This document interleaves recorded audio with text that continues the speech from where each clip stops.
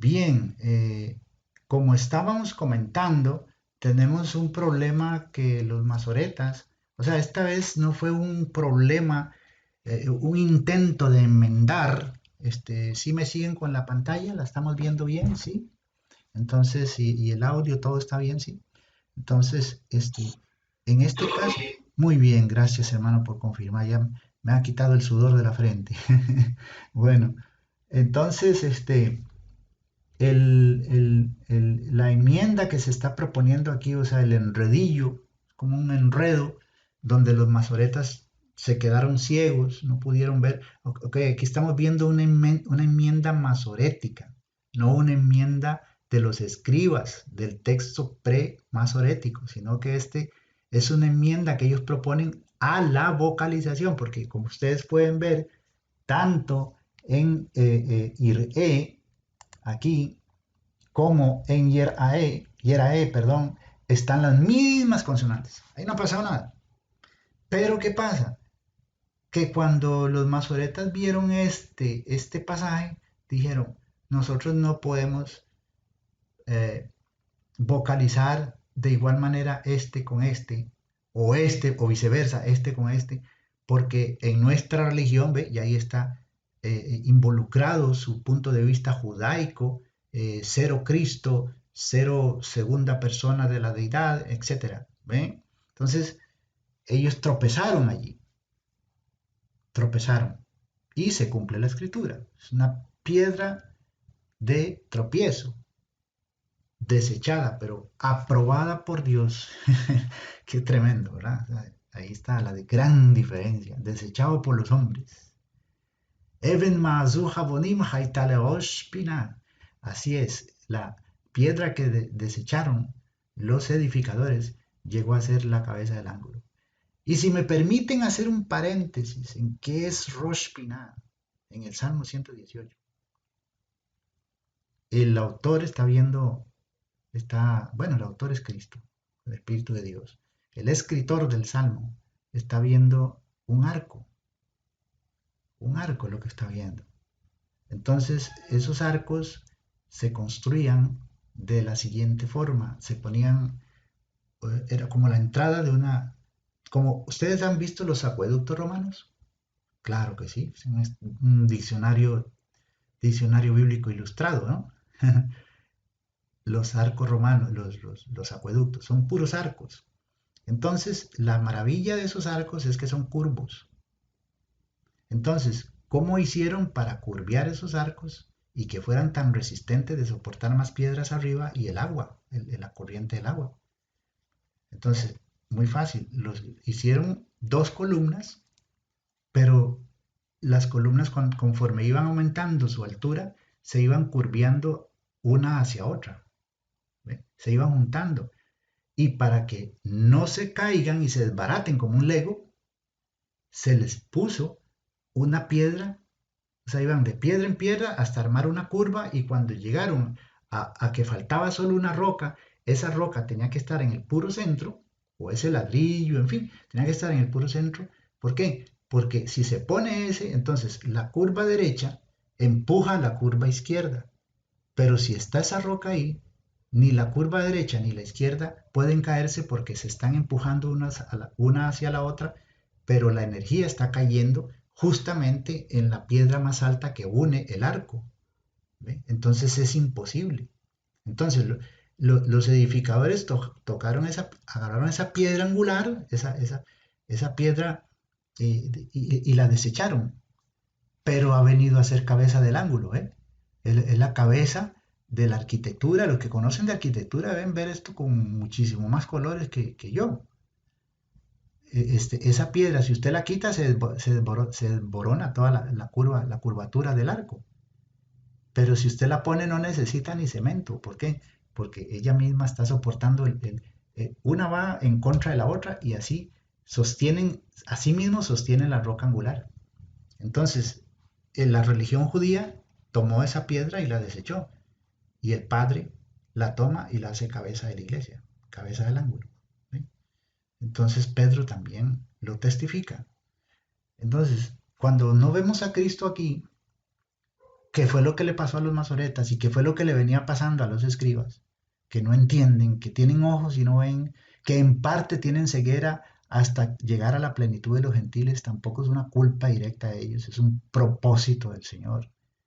Cuando ya la iglesia sea elevada en las nubes, ya pues el Señor se encargará de cumplirle a Abraham su promesa, ¿verdad? Porque lo que hoy Israel, el territorio israelita hoy no es nada.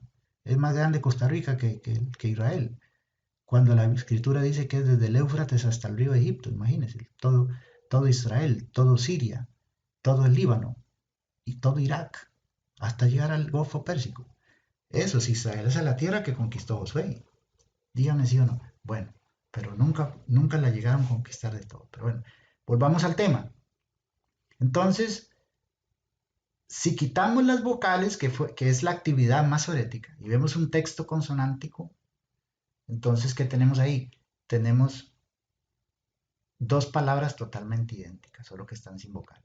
Entonces, el nombre, dice, y llamó Abraham el nombre del lugar aquel, más o menos literalmente leyendo, ahí está, el Señor proveerá, no, el Señor se aparecerá. ¿Ve? Ellos pusieron adrede esa vocalización así. ¿Por qué? Porque poniendo esa vocalización así, o sea, el Señor verá, lo cual no hace ningún sentido. O sea, es un pasaje que tiene que ser interpretado por el judaísmo porque Adonai iré significa el Señor verá, ¿verá qué? ¿O proveerá qué? Nada. Es simplemente Adonai iré, igual que aquí. Asher y Amer, por lo que se dice hoy, en el monte el Señor, aquí no está diciendo en el monte el Señor se aparecerá en el monte. Vea por eso les decía la importancia de la acentuación, porque aquí hay una tremenda contradicción de los masoretas porque son seres humanos. La puntuación, la vocalización del texto bíblico no es inspirado, o no es inspirada, mejor dicho. Entonces, pero, ¿qué es lo que me salva a mí? Que aquí tengo, o qué es lo que me guía a mí, que aquí tengo un acento conjuntivo. Entonces, ¿qué es lo que me dice aquí? Siga la flecha, digámoslo así, coloquialmente. Entonces dice literalmente, en el monte el Señor será visto. Entonces la Reina Valera y las traducciones pues también chocaron ahí, accidentalmente, no hay que culpar a nadie. Pero ¿qué pasa? Si yo pongo a Jesucristo aquí, resuelvo un problema de vocalización, un problema gramatical, parece mentira, ¿no? Pero es verdad.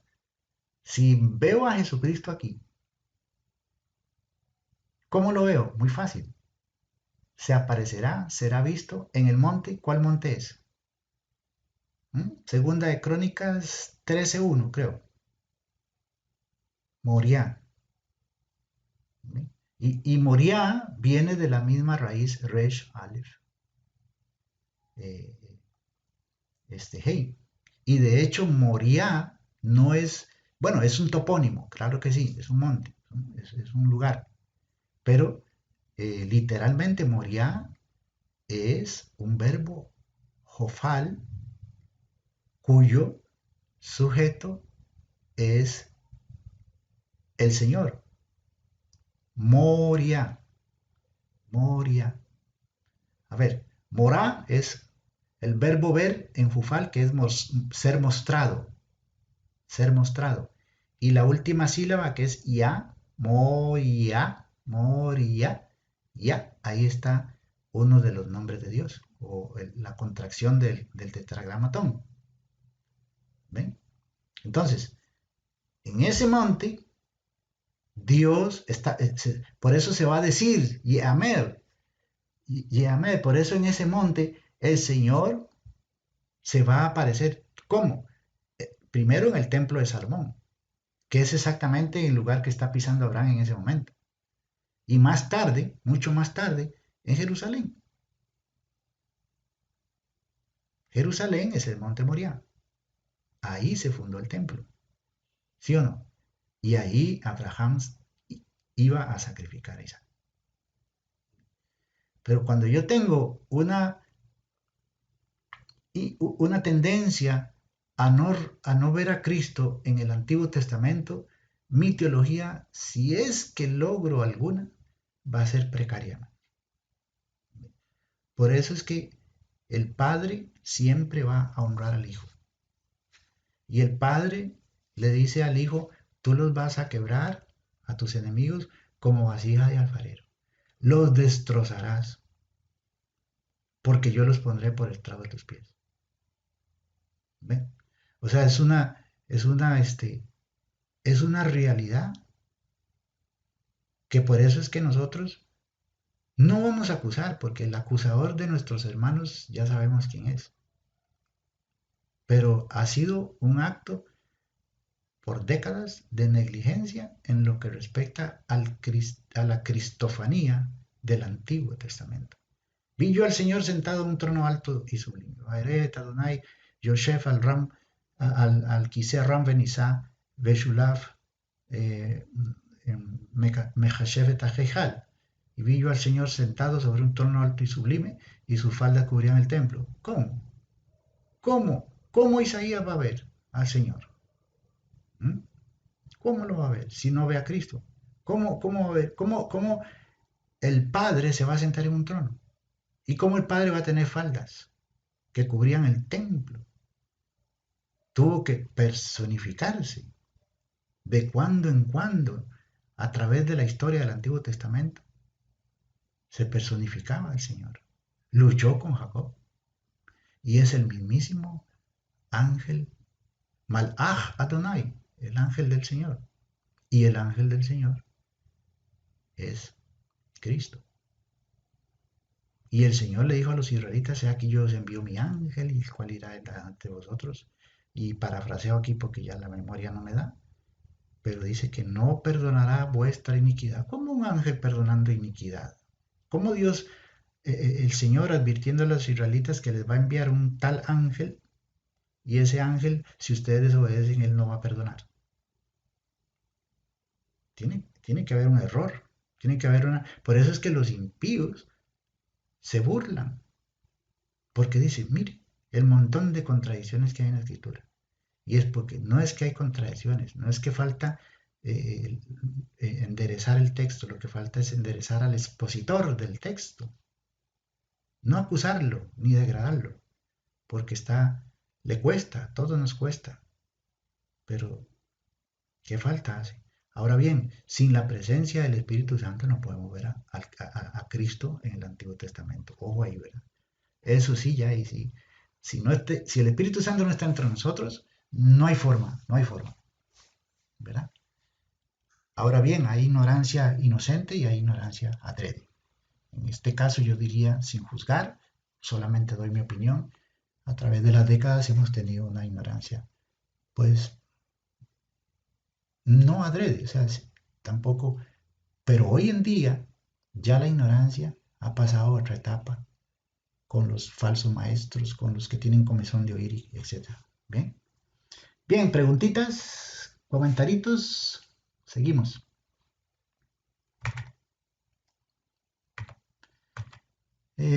Por ahí anda Samuel, sí, ¿verdad? Primero de Samuel 3:13, nuestras versiones. Vea qué importante aquí. Aquí nuestras versiones siguen a los 70, ¿verdad? ¿Qué diera yo por dar un curso también del uso de la Septuaginta en el texto, en el Antiguo Testamento? Hay montones de libros en inglés, nos llevan años luz, pero bueno, nunca es tarde, nunca es tarde. Aquí nuestras versiones siguen a los 70, quienes debieron de percatarse, ojo ahí, de la enmienda y tradujeron conforme al texto premasorético, ¿verdad? Porque sus hijos han blasfemado, literalmente maldecido a. O sea, yo no voy a completar la frase porque no me... Pues por escrúpulo mío también. Entonces, pues el texto hebreo actual alterado, bueno, no sé, no estoy muy seguro. Bueno, digamos, deberíamos, sí está alterado, pero hay otra forma de decir las cosas. ¿Sabe qué decirla con cariño, no, no así tan feo? Pero bueno, se han hecho viles a sí mismos. Es decir, en hebreo es Lahem en vez de Elohim Dios. Una muestra la tengo por aquí. Esa sí me gustaría que la viéramos. Aquí está. Aquí, perdón, disculpe. Aquí tenemos el texto primitivo, es Elohim, ¿verdad? Tenemos una Aleph, una Lamet, Hei, Yod, Mem final. Lamet, Hei, Mem final. Esto es Dios, o depende del contexto, sería dioses, pero en este caso es Dios, aquí en Samuel, primero de Samuel. Entonces, lo que hicieron los escribanos, no los masoretas, recordemos que los masoretas hacen enmiendas a las vocales, no a las consonantes.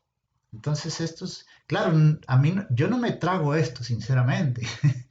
Es decir, cuesta mucho que el texto primitivo, o mejor dicho, que el texto de la Biblia hebrea o el texto masorético diga a ellos. La gem es la preposición le más sufijo tercera persona masculino plural, gem, o sea, a ellos. ¿No? Y el texto primitivo, lo que decía, bueno, el texto premasorético, lo que tenía era una aleph. Ellos lo que hicieron fue quitar una aleph y quitar esta yod. ¿Y qué quedó? Quedó lamet hei men final. Pero eso sí ya fue un atrevimiento. ¿Pero qué? No hay nada oculto que no haya de ser manifestado.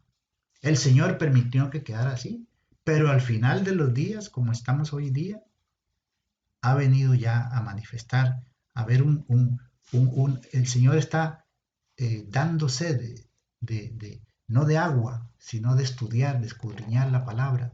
Dice, y andarán de mar en mar buscando la palabra de Dios, pero no la hallarán.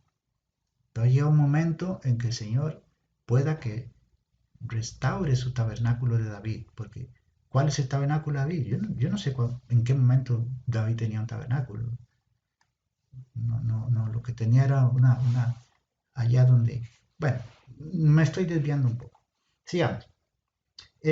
Ahorita vamos a ver esto otro que está aquí.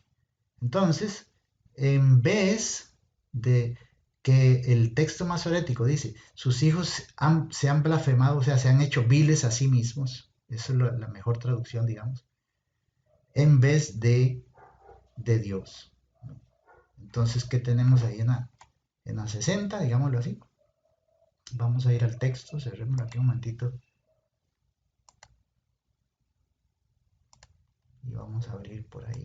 Creo que está este. Bien.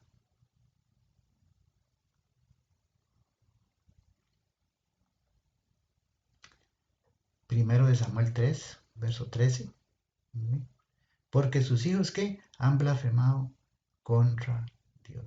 Y ahí está, me gusta mucho esta referencia de la Biblia de Reina Valera 95, edición de estudio, han blasfemado contra Dios, hebreo, los han maldecido.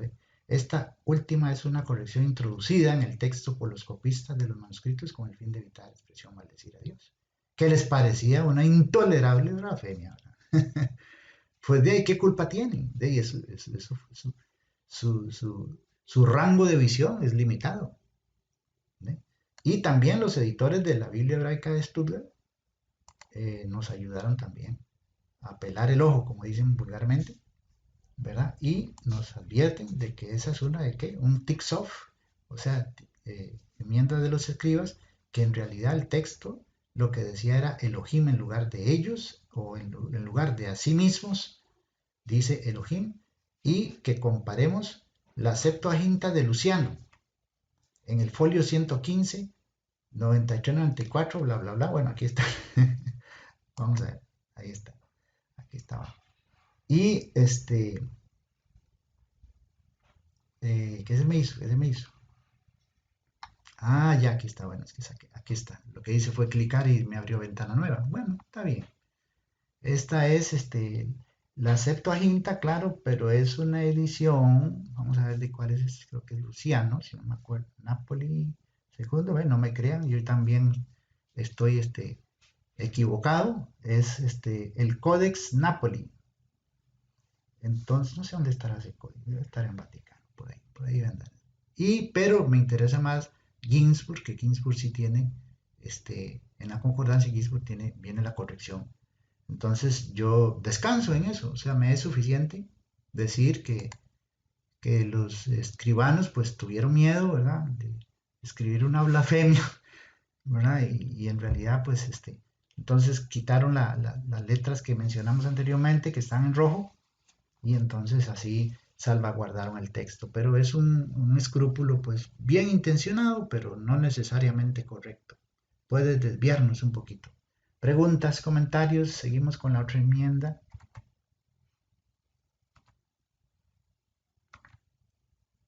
O sea, un profesor me pregunta si es que ese cambio que hicieron ahí los escribas fue más para acomodar su teología, ¿no? Por Van supuesto. acomodando ellos el texto, su teología, más no acomodándose ellos al texto. Ujú. Por supuesto, el escrúpulo, ¿verdad? Y por eso es que a mí me preocupa un poco el mesianismo y el judaísmo, porque el judaísmo para nadie es un secreto de que es una religión, yo la conozco bastante, gracias a Dios, pero no profundamente, no guardo ni nada de esas cosas, la solemnidad de ellos, no. Eso sería mejor circuncidarse, no, sino lacerarse, como dice el apóstol Pablo en Gálatas. Pero es una religión más. El catolicismo tiene su libro de rezos, de letanías, el judaísmo tiene el Sidur. Entonces, a veces los mesiánicos o los pseudomesiánicos creen que el texto de la Biblia hebrea pasa por un colador llamado judaísmo y que nosotros como cristianos debemos regresar a las fiestas, o sea, vea por dónde se van. Y eso es más peligroso de lo que ellos se imaginan, porque cualquiera que ofenda a Cristo, la ira de Dios está en él. Bueno, eso es no sé un pasaje donde lo saqué, pero sí anda por ahí, ¿verdad? Pastor Manuel que me corrige, pero no hay nada que provoque más la ira de Dios. Usted puede pecar, yo puedo pecar, pero si yo llego a decir que yo tengo que hacer algo adicional para que el Padre se complazca en mí, además de lo que Jesucristo hizo, la ira de Dios está sobre mí todos los días. Por eso es que la escritura dice, Dios está enojado con el impío todos los días, con el rasha, pero no dice rasha, dice jatá, con el que ha apostatado. La palabra jatá es pecar, pero en hebreo es errar el blanco. Rasha sí es un impío. Jatá es uno que estuvo en la congregación y se desvió, partió, se escapó. No, como dice Juan, si hubiera sido de nosotros, no es de nosotros, porque si hubiera sido de nosotros, un juego de palabras, hubiera permanecido con nosotros. Entonces, mi énfasis es en no dejarnos amedrentar, asustar, impresionar, porque nuestra sagrada Biblia, porque nuestra, el Señor la heredó a nosotros y a nuestros hijos, tenga errores humanos, de escrúpulos bien intencionados pero equivocados.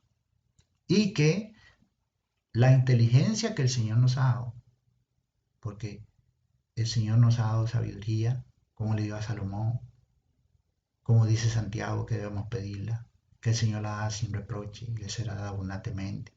Entonces, no tenemos temor. Podemos flotar, caminar sobre esas aguas de confusión, supuesta confusión, que se agarran los incrédulos y los beligerantes, los mesiánicos, pseudo mesiánicos, para, o como hizo don Carlos Fouchán, que en paz descanse, él dijo que no, que su misión en esta tierra era restaurar la Biblia hebrea de la tocadera o del manoseo de los escribas y de los masoretas, principalmente de los masoretas. Y el Señor se lo llevó, hermano. ¿Por qué? Por su amor. Porque si él hubiera dado un paso más allá y hubiera cristalizado ese texto, como él dice, muchas personas se hubieran desviado de la verdad. Entonces mejor, Señor, mira, ya lo agarró confesadito, hermano, y se lo llevó. ¿Por qué? Porque muchas veces, hermano, muchas veces la Biblia textual plagia o comete plagio, no sé cómo decir, comete plagio con, por ejemplo, Bullinger, con figuras de dicción. Si usted ve esto, hermano, que está por aquí, no sé si yo lo tengo. Eh, sí, sí. Bueno, se lo voy a mostrar así en una carrerita, hermano, porque no quiero hablar sin fundamento. Vamos a ver si está por aquí. Y eso preocupa, o sea, preocupa bastante. Ya se lo muestro. Entonces, me tomo unos segundos, Carlos Cobos, desviarme un poquito aquí, pero valdrá la pena para abrir un poco más, que abramos todos un poco más, que el Señor dice, Gal Eineija, no, Gal Einai, Vaereni Fleot Vitoateja. Abre mis ojos y miraré las maravillas de... Creo que no lo tengo, hermano. Sí, creo que es este. Déjenme ver. Entonces, esto... sí. Bueno, se los voy a pasar en otro momento, pero ahí hay un... cuando la Biblia textual, al final, en sus páginas, en los comentarios que hace, este, si ustedes la tienen por ahí o no sé, van a ver que este texto que es de Bullinger y de Francisco La Cueva, este primer párrafo, además creo que por ahí más abajito también, es el mismo texto que está en la Biblia textual cuando habla de las enmiendas de los escribas, nada más que se le cambió unas cuantas palabritas por aquí, por allá, pero empieza, hay tramas, hay lugares de este texto donde es idéntico al de la Biblia textual. Un plagio muy claro. ¿Ven? Entonces, es muy peligroso. Eso sí, el Señor en su amor dice, bueno, a mi hijo mejor me lo llevo. Antes que siga ya y se corrompa y ya pues tenga un problema serio. ¿Ven? Entonces mejor, ¿dónde está ahorita? Tranquilo. O ya se esté durmiendo. ¿Qué? Bien, bueno, sigamos, ya que estamos aquí. Preguntas. Bueno, eh, segundo Samuel 16:12, ese se los puedo dejar de tarea. Es una enmienda bastante elemental, llamémoslo así, porque la lectura proto-masorética es su ojo, y quizá mirará el Señor con su ojo, en hebreo no, en lugar del actual Be'eni. Entonces, no quieren hacer de Dios una imagen o una persona que tiene ojos. Dios es espíritu, eso es blasfemia para judaísmo. ¿Ven? Entonces tenemos que es una de las enmiendas que no es muy, muy relevante, pero también segundo de Samuel 21, el primer libro de los Reyes 12:16, ahí lo puede apuntar. Y sí vale la pena mencionar, la octava, que es segundo de Crónicas 10:16, dice el texto masorético, no, premasorético, decía, cada uno a sus dioses. La enmienda se hizo transponiendo una letra por otra, la Hei y la Lamet, de modo que dijese Leeloheija en lugar de Leojoleija, aquí está un errorcito, es Leojoleija, esto debería ser una O, Leojoleija en lugar de Leeloheija. Okay, vamos a verlo más ilustrado. ¿Ok? Aquí está, esto se llama metátesis. Tome nota, o bueno, tal vez usted conozca, hemos conocido ya la figura de edición, lo que es una metátesis, es un intercambio de consonantes, ¿ok? Antes estabas aquí, ahora te voy a poner aquí, y a ti te voy a poner atrás. Entonces, aquí dice, el texto premasorético dice, leelo heija, pero el cambio que hicieron los escribanos fue poner la lamet de último antes de la hei, o sea, hicieron la metátesis y ahora ya no dice a tus dioses, sino que dice leojo leija. Entonces dice Israel a tus tiendas. No, el texto premasorético decía Israel a tus dioses. ¿De acuerdo? Bueno, vamos a verlo por ahí tal vez. Creo que por ahí. Bueno, no sé si lo tendré. Eh, Después la novena, o sea, esto es, ahora, ¿por qué se hace esto? ¿Cuál es la razón? Porque no quieren que Israel, que las personas que leen la Biblia o el rollo, el manuscrito, digan, mira, dice Israel a tus dioses. ¿Por qué? Porque fue el problema que hubo, que se separaron las tribus y entonces dice David, le dice el pueblo de Israel, bueno, David a Judá y así, e Israel váyase para sus tiendas, y no, es váyase a sus dioses. ¿Ves? Es una ofensa de que practica. Y era verdad. Y el pueblo de Israel, desde Betel hasta Dan, ¿se acuerdan? En el reinado de Jeroboam tenían ídolos. Entonces los que venían a adorar a Jerusalén se topaban con un ídolo en Betel y otro ídolo en Dan, o sea, como para hacerles propaganda de que no adoren en el templo, sino que, como dijo Jeroboam, Hine Eloheija, Asher motziticha me'eretz Misraim. ¿Y qué dice? Bueno, he aquí tus dioses que te hicieron subir de la tierra de Egipto. Eso decía Jeroboam, ¿verdad? Se le secó su mano, se le quedó pegada y el señor profeta Agías ruega para que le devuelva su mano. Así es la cosa, mis hermanos, así es el asunto. Súper sencillo. La ley del Señor, ¿qué es? Mashkimach Peti, dice. Hace sabio al sencillo. No hay problema, hermanos. El Señor nos ha inundado de conocimiento y de sabiduría para perseverar en la sana doctrina.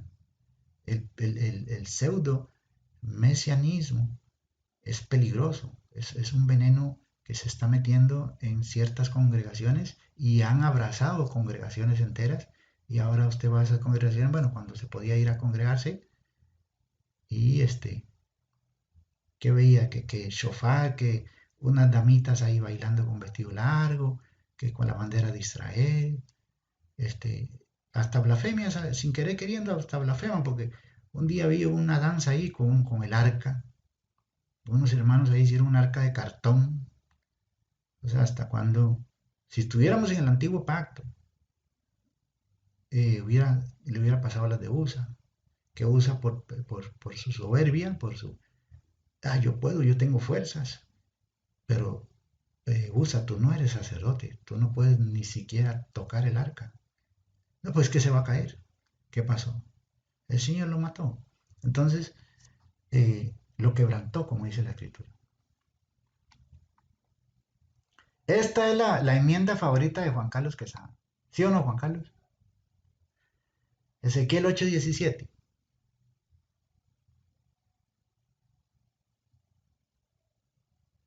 ¿Aló? ¿Me escuchan? Ah, bueno. Lo que mencionaba es que Juan Carlos Quesada, que está aquí presente, bueno, aquí lo veo en línea, me preguntó mucho, bueno, me preguntaba acerca de este texto. Ezequiel dice así, ponen rama en sus narices. Pero el texto primitivo decía, ponen la rama en mis narices, lo cual es extremadamente ofensivo. Pero la condición espiritual que tenía Israel en ese entonces era ya de que Dios estaba cansado, ¿no? O sea, antropopáticamente hablando, estaba cansado ya de tantos ídolos. Alza tus ojos y mira en qué árbol no te has prostituido, debajo de cuál árbol no te has prostituido, le dijo a la rebelde Judá. Entonces, estas personas con esta enmienda rebajan un tanto el pecado de Judá, ya que la rama o ramo de referencia no era otra cosa que el acerá o falo de madera en cuya forma eran cortados los árboles en el bosque donde se daba culto a Astarte. ¿Ve? Entonces, no es que los hombres se ponían una ramita ahí en la nariz, ¿no? Sino que en las mismas narices del Señor, no dice en sus narices, sino que dice en mis narices. Delante de mí dibujaban, hacían un tronco y dibujaban lo que dice ahí, y entonces en la pura presencia del Señor, estaban dando culto a Astarte, un culto lujurioso, un culto sensual, feo, feo, muy desagradable a los ojos del Señor. Este obsceno culto había sido introducido en el templo y en sus atrios, y el pecado de que se habla consistía en aplicar tal ramo o acerá en las narices de el mismo Señor por la figura de antropopatía. Por eso les animo mucho a que podamos asomarnos un poquito a lo que son las figuras de dicción. Son cientos de figuras de dicción. Nos daría casi 1 o 2 años, tal vez más, leer y aprender un poquito a utilizar las figuras de dicción. Yo no les motivo a que no lean la Biblia, ¿no? Sino que De vez en cuando, si después de haber leído y estudiado la escritura muchas horas, sacamos un tiempito, un tiempecito ahí, un tiempito, para darnos a la tarea de investigar un poquito qué son las figuras de dicción, atributos humanos a deidades. ¿Verdad? Ahí está. ¿De acuerdo? Después en Oseas 4:7 se cambia su gloria. En el texto actual, en el texto anterior o premasorético de mi gloria. Entonces ya no es, o sea, es otra intención de los escribanos, no son los masoretas. Entonces, como podemos ver, Carlos Cobos, no solamente hay enmiendas de los escribanos o de los soferim, Tikunei Soferim, 18 y más por ahí, sino que también tenemos enmiendas de los masoretas con respecto a la vocalización, como en el caso de Génesis 22:14, Génesis 22:13 y Génesis 22:14. En Habacuc: no eres tú desde el principio, oh Señor mi Dios, mi santo, no moriremos. En el texto primitivo la última frase era, tú no mueres. ¿Ve? Entonces, esto es para darle esperanza al pueblo de Israel que no iban a morir, pero en realidad lo que está diciendo Habacuc es, tú eres eterno, tú no mueres. ¿Okay? Entonces, es o sea, son de varios aspectos, pero son buenas intenciones. Esto no es como, por ejemplo, un cambio deliberado que ha hecho el ser humano es Juan 1:1 en la Biblia de los testigos, las Sagradas Escrituras, de los testigos de no sé quién. Es los atalayas. Ellos cambiaron y pusieron deliberadamente un Dios. En el principio era la palabra y la palabra estaba ante Dios y la palabra era un Dios. Imagínense, ese un ni siquiera aparece en ningún manuscrito. Nada, eso es una blasfemia, un cambio deliberado para hacer dinero. Porque yo conozco la casa del dueño de la Watchtower, es allá al norte de New York. Por ahí andaba yo algún tiempo. Y los que venden esas revistas no saben el caserón que se tiene ese señor. Bueno, todo termina en el dinero, ¿no? Bueno, ok, Zacarías 2:8 está sencillo porque el que os toca, toca a la niña de su ojo, pero el texto premasorético de mi ojo, ¿verdad? En realidad debería ser, dice Eino significa su ojo, pero Eini, ¿ve? Entonces, ¿qué se está cambiando ahí? Se está cambiando una yod por una baf. Entonces, y era muy fácil confundir una yod con una baf. Muy, muy fácil. Y lo habéis tratado con desdén, dice Malaquías 1:13. El texto premasorético dice, y me habéis tratado con desdén. El hebreo oti, ¿verdad? Partícula, eso es objeto directo. Y fue así cambiado en oto. O sea, este es primera persona y este es tercera persona. Bueno, es me habéis tratado y no lo habéis tratado.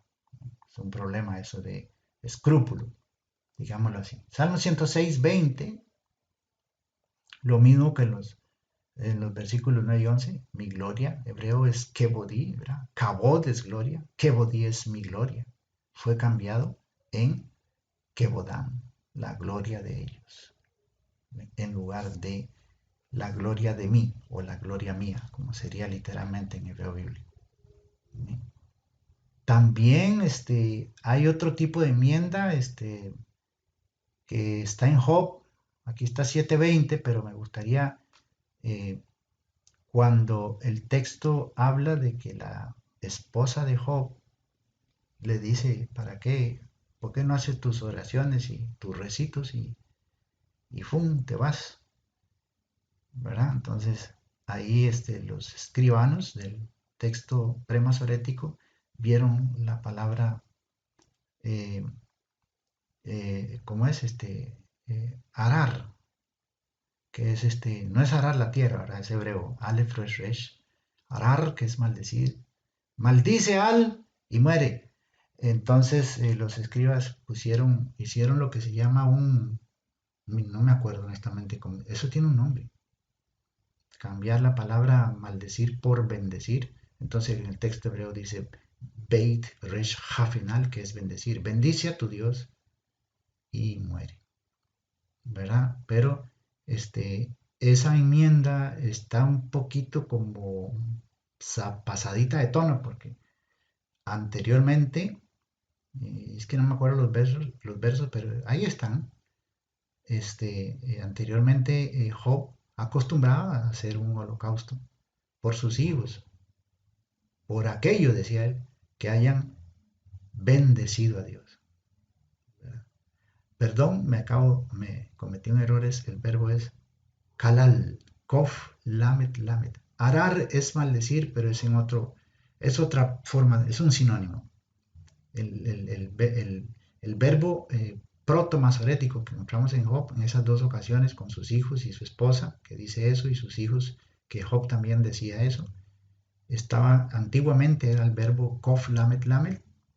Vamos a ver.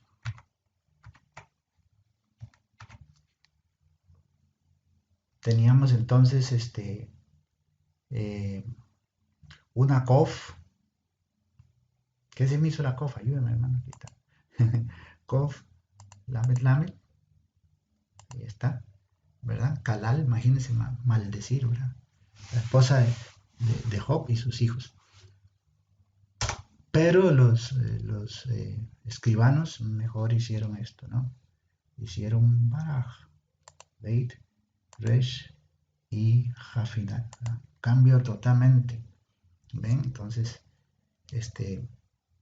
es un poquito, este tipo de enmienda hay que tomarla con pinzas, porque el contexto dice que no, pero el escrúpulo, la interpretación que podamos tener, debería decir calal.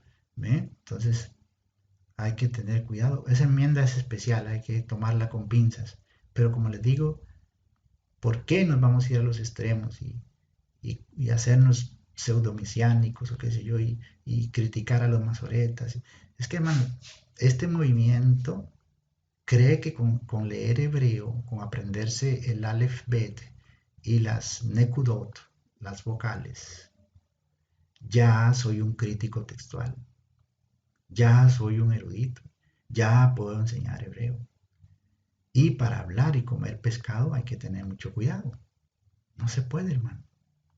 No se puede. Es más, si yo con solo leer hebreo, vocales y consonantes, y conocer un poco la gramática hebrea, me pongo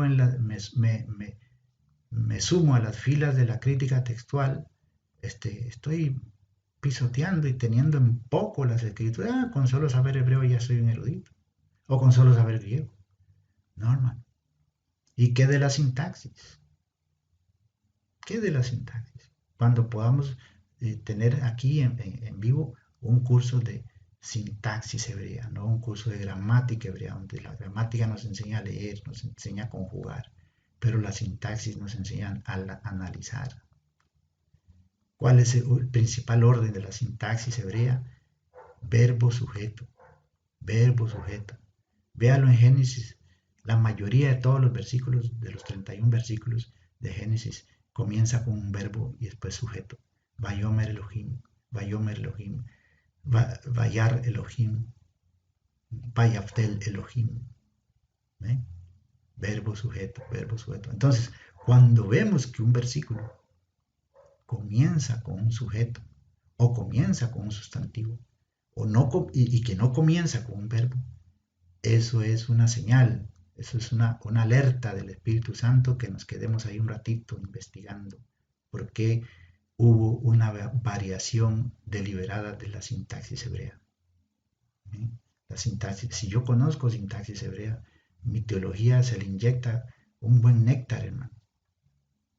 Y la teología que voy a compartir con los demás, va enriquecida, porque tengo conocimiento, tenemos conocimiento, o por lo menos hemos tenido la humildad de decir, yo lo único que hago es leer bien el hebreo, pero tengo que subir otro nivel y ver hebreo exegético, que descansa sobre la sintaxis hebrea, sobre las enmiendas de los escribas o de los masoretas.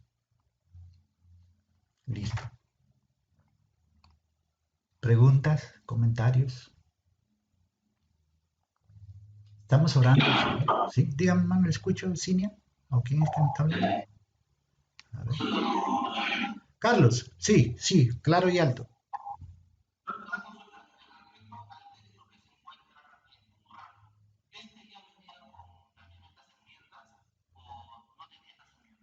Excelentísima pregunta. Es la pregunta del año, Carlos. Bueno, esa es otra historia. Digamos, los esenios, que casi todo el mundo cree que fueron los esenios los escritores de los Reyes de Mar Muerto, una secta antijudaica, antijudía, antifarisea, ¿verdad? Ellos escribieron eso y ellos eh, se inclinaron por el texto protomasorético por razones lógicas, Carlos, porque no existía el texto masorético. El texto masorético fue saliendo ahí un poquito después de la actividad qumránica, que es entre el año 300, 250 a.C. al año 100 después de Cristo. Y ya de ahí se da paso a las primeras escuelas de masoretas en Galilea, en Tiberias y en Babilonia. Pero la actividad de Qumran es pre-masorética. Entonces, van a inclinarse por el texto de los, escribas. ¿Ve? Entonces ellos siguen. Es otra historia, es otro curso también. Las variantes importantísimas que hay en las cuevas de Qumran, más en Isaías, que fue el primer rollo que me gustaría también compartir con ustedes un seminario, porque a veces tal vez el curso pues es un poquito tedioso, 2 meses, 3 meses, un seminario de un día o 2 sábados, un sábado mínimo, 2 sábados máximo, y ahí podríamos hacer una invitación a los rollos del Mar Muerto, que están muertos literalmente dentro del cristianismo moderno. Es muy doloroso esto, pero bueno, todavía los impíos ahorita hace poco descubrieron otra cueva. O sea, ya no hay 12 cuevas, ya hay 12 cuevas hay, perdón, antes había 11 cuevas, ahora hay 12 cuevas. Y contando, mis hermanos, contando. Estoy seguro que van a haber más fragmentos por ahí rezagados y ocultos.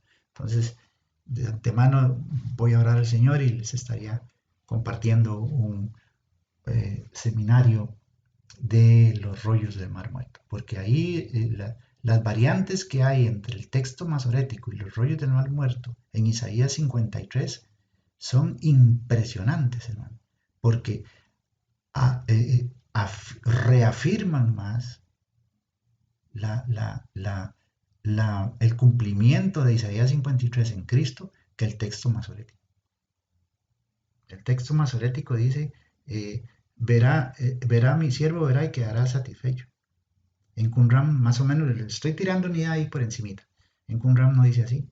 En Qumran dice, mi siervo verá la luz. Y ver la luz es un hebraísmo que significa resucitar. ¿Ve? Y esa variante es una joya. Es como ver una perla, como ver un diamante, man, en bruto. Una cosa es ver y quedar satisfecho. Otra cosa es resucitar. Muy diferente.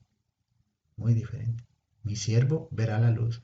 Y Job dice, o sea, el hebraísmo está en todas partes, no solo ahí. Job también dice que sea yo hubiera sido como un abortivo que no ve la luz. O sea, que no nace, no se levanta, no resucita. ¿Bien? Pueblo que andaba en tinieblas, vio gran luz. ¿Qué fue eso? ¿Qué es eso? Resurrección. No necesariamente física, espiritual. En Isaías. El rollo de Isaías es nuestro mayor estandarte del Antiguo Testamento. Y precisamente Isaías 53, Isaías capítulo 7. Y muchos textos mesiánicos que están muchísimo más pulidos y más orientados a Jesús el Cristo que el mismo texto masorético. Así que les invito, oremos al Señor para ver si Él nos guía para dar un seminario exclusivamente de los rollos de la muerte. ¿De acuerdo, mi hermano Carlos?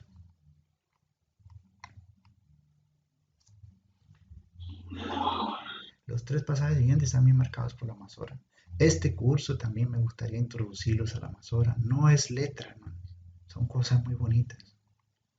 Imagínense, ¿qué dirían ustedes si yo les digo que en las notas de la Masora, en el Cántico de Moisés, en Éxodo, están los 3 tiempos de la salvación? Y los masoretas dicen que este acto de salvación aparece 3 veces en el Tanaj, en la Biblia hebraica.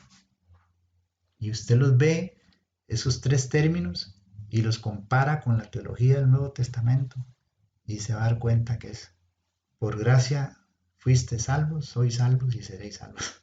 Hermano, tremendo. Una nota de la Masorá que lo que hizo fue beneficiar al cristianismo en lo que a conocimiento se refiere y en lo que a la certeza de la salvación se refiere. Pero los masoretas, entonces la gente dice: ¿para qué voy a estudiar la masora? Eso es esotérico, hasta han dicho eso, ¿no? Masora, esotérico, masoreta, esoreta. O sea, tiene su similitud al sonido, pero no, muy, es otro nivel, hermano, es otro nivel, sinceramente, otro nivel. Así que, hermanos, no sé si dar por concluido y podemos continuar el otro sábado, en fin, en 15 días, por ahí, para no embotarse, hermano, porque no hagan lo que yo hice, que yo me emboté y ahora casi ni veo. Ya me quito los anteojos, ya no veo ni nada. No valgo nada sin lentes, hermano. Pero bueno, y es que casi 35 años de estar viendo puntos masoréticos, hermano, se me consumieron las pupilas, las retinas se me quemaron, hermano. Pero gloria al Señor, porque el apóstol Pablo por ahí le he escuchado decir que el hombre natural, el hombre viejo se va gastando cada día más, ¿verdad? El Señor también dijo en otro lugar: el espíritu, la carne es débil a la verdad, pero el espíritu siempre está dispuesto. Así que, mis hermanos, no sé, Carlos Cobos, si damos por concluido, ahí tenemos el Salmo 10.3. Es, es muy parecido a lo de Job, que es bendice, y no, y los escribas dijeron: no puede ser, no puede decir. eh, eh, y aquí utilizan, mire, hermano, tome nota de esto: las enmiendas de los escribas van de la mano con las figuras de dicción. Este tipo de enmienda del Salmo 10.3, que lo puede leer usted en otro momento, ellos lo que hacen es utilizar inventan una elipsis. Usted sabe que una elipsis es la sustracción deliberada de un vocablo o de una palabra o incluso de una frase, para resaltar el resto del texto que sí está presente. Entonces, eh, es bendice al codicioso y desprecia al Señor, siento así que el codicioso es sin duda el sujeto de la oración, ¿ve? Entonces, hacen un enredo ahí con la elipsis, o sea, con la figura de la elipsis, y todo alrededor del verbo barak, o baraj, mejor dicho, que significa esto: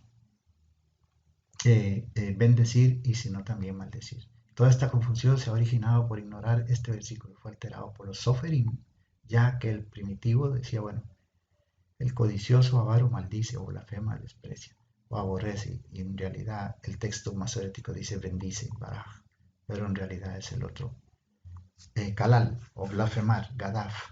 ¿Ven? Aquí está gadaf, es blasfemar. Eclesiastés. Uh-huh. Tremendo. Esta enmienda toca mucho la parte doctrinal de la doctrina cristiana y por supuesto, ¿por qué no?, de la doctrina del judaísmo. Igual con figuras de dicción como el eufemismo. Listos, hermanos. Quedamos hasta aquí. El video pues se grabó ahí en 2 pedacitos. Vamos a remendarlo, a coserlo y a empaquetarlo para distribuirlo. Y entonces con ayuda de Dios, de aquí al lunes ya lo tienen ahí en sus correos, el vínculo, y les invito a visitar hebraicaveritas.org, ahí está, ahí vamos a poner estos videos vamos a poner ahí también, y que Dios les bendiga y les guarde. Una última cosita,